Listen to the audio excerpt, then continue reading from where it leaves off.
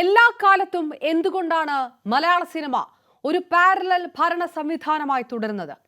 ഹേമ കമ്മിറ്റിക്ക് ശേഷവും പരാതികളും അതിക്രമങ്ങളും ആഭ്യന്തര വിഷയം മാത്രമായി കണ്ടാൽ മതിയെന്ന ആ ഇൻഡസ്ട്രിയുടെ നിലപാടിനെ കവച്ചു വെക്കുന്നവർ പിന്നെ വെള്ളിത്തിരയിൽ ഗതി പിടിക്കാൻ അകത്തുള്ളവർ അനുവദിക്കില്ല എന്നതുകൊണ്ടാണോ?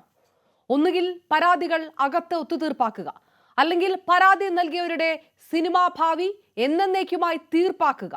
ഇതിൽ നിന്ന് വ്യത്യസ്തമല്ല നടി വിൻസി അലോഷ്യസ് ഉയർത്തിയ പരാതിയിലും ഇപ്പോൾ സംഭവിക്കുന്നത്. നടൻ ഷൈൻ ടോം ചാക്കോക്കെതിരെ നടി നൽകിയ പരാതി ഒത്തുതീർപ്പിലേക്ക് നീങ്ങുകയാണ്.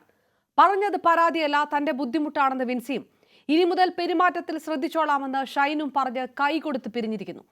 താരസംഘടനയ്ക്കും ഷൈൻ മറുപടി നൽകുന്നതോടെ ഈ പ്രതിസന്ധി കാലത്ത് മലയാള സിനിമയെ കൂടുതൽ ബുദ്ധിമുട്ടിലാക്കാനില്ലെന്ന നിലപാടാണ് തങ്ങൾ സ്വീകരിക്കുന്നതെന്ന് സിനിമാക്കാരും ആവർത്തിച്ചേക്കാം. ഇതൊക്കെ സിനിമയിലെ ആഭ്യന്തര വിഷയമാണെന്നും ഇനി ആരും ഇടപെടേണ്ടെന്നുള്ള നിലപാടും എടുത്തേക്കാം. ഈ കൈകൊടുത്ത് പിരിയൽ സിനിമയിലെ ഉള്ളറകളിലേക്ക് വെളിച്ചം വീശി തുടങ്ങിയ ലഹരി കേസുകളിൽ പക്ഷേ ഉണ്ടാകരുത്. പുറത്ത് വന്ന് തുടങ്ങിയ സുപ്രധാന വിവരങ്ങൾ ഇതോടെ മുങ്ങിപ്പോകരുത്. വിൻസി ഷൈൻ സൗന്ദര്യ പിണക്കമോ ഒത്തുതീർപ്പോ അല്ല വിഷയം. ഇൻഡസ്ട്രിയിൽ ലഹരി പിടിമുറുക്കുന്നത് തന്നെയാണ്. ഈ കൈകൊടുത്ത തീർപ്പാക്കലിൽ ഈ ലഹരി വലകളിലേക്കുള്ള അന്വേഷണം മുങ്ങിപ്പോകരുത് എന്ന് പറഞ്ഞുകൊണ്ട് തുടങ്ങുന്നു ന്യൂസ് 10